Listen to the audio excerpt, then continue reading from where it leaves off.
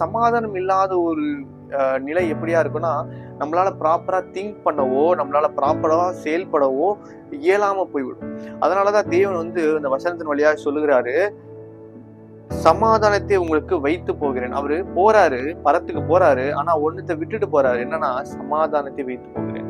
ஏன் இந்த சமாதானம்னா, நல்லாவே தெரியும் நம்ம ஆண்டவர் இயேசு கிறிஸ்து இந்த பூமியில 33 வருடம் வாழ்ந்த பொழுது கூட, அவர் எந்த இடத்துலயுமே தன்னுடைய பீஸை அவர் லூஸ் பண்ணவே கிடையாது. அநேக ப்ராப்ளம் இருந்துச்சு, அநேக ட்ரிபுலேஷன்ஸ் இருந்தது, அநேக பிரச்சனைகள் இருந்தாலும் கூட அவர் சமாதானத்தோடு கூட அநேக காரியத்தை செய்து கொண்டு வந்தார்.